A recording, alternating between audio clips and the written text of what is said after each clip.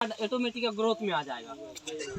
और वहाँ से जो ग्रोथ होगा फिर उसके बाद आप धीरे धीरे पानी अगर लग के भी जरा दूसरा पटवन जो होता है धनसीस के टाइम में देते हैं, वहाँ पे कोई दिक्कत नहीं, फिर वहाँ पे लग के भी देगा, कोई दिक्कत नहीं। ध्यान में रहे पहला सिंचाई जितना हल्का कीजिएगा, अगर वही खेत में देखिए कहीं ऊंचा हिस्सा में हल्का सिंचाई उसका मक्का देकर ग्रोथ ऑटोमेटिक अपने खींचते रहता है, क्या ऐसा होता है ना। तो पहला सिंचाई आप लोग हल्की पटवन कीजिए। दूसरा सिंचाई जो हम लोग देते हैं कैसे करते हैं, दूसरा सिंचाई हम लोग बाल धनसीस निकल जाता है तब देते, या आधा परसेंट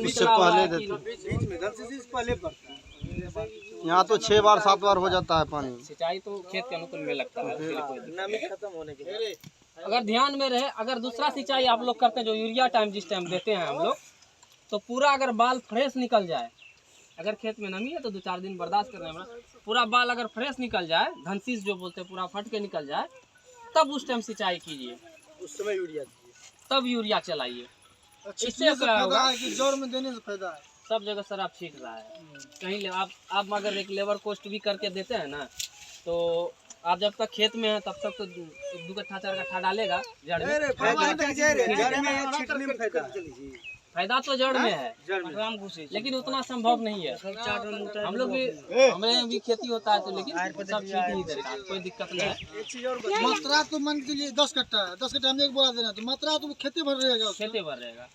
एक चीज और बताइए, जो बताए मिट्टी चढ़ाने के बाद पानी पटवन के बाद ऊपर से यूरिया का मतलब छिड़कता है ऊपर से, उससे अच्छा एनपीके का आप छिड़काव कर दीजिए, या यूरिया भी छीट देते हैं, कोई कितना दर देना चाहिए जो हानि नहीं करे या फायदा करे। देखिए सबसे ज़्यादा तो 1 kg बहुत हो गया, जो ऊपर से जो छीटते हैं।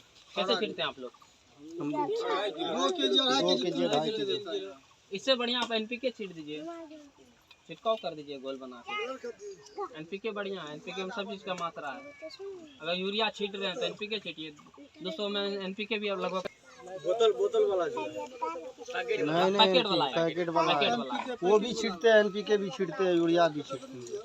ठीक है, खैर वो लोग कोई खराबी नहीं है उससे। होता क्या है, जब उस समय मिट्टी चढ़ाने के बाद पानी पटवन के बाद ठंडा कलवा पकड़ लेता है, जो पीलापन खाता है, उसमें कौन सा अगर गलवा रोग धरता है तो एक जिंक आता है 17% का, वो जिंक का छिड़काव आप कर सकते हैं, जो सूर्या भी नाम से यहाँ सूर्या नाम से ज़्यादा बिकता है, सूर्या जिंक का भी छिड़काव कर सकते हैं।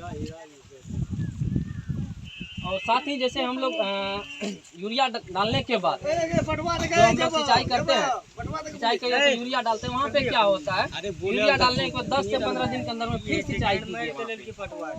कभी देखेंगे यूरिया डालने के बाद खेत में नमी भागता है, जब गर्म होता है तो वहाँ पे क्या है कि फिर सिंचाई 15 दिन के अंदर में फिर कर दीजिए। उस अवस्था में आप करते हैं तो उसमें क्या होगा, दाना बनने का प्रक्रिया चालू रहता है, तो क्या होगा कि फिर नमी आएगा, फिर 15 दिन रुकेगा।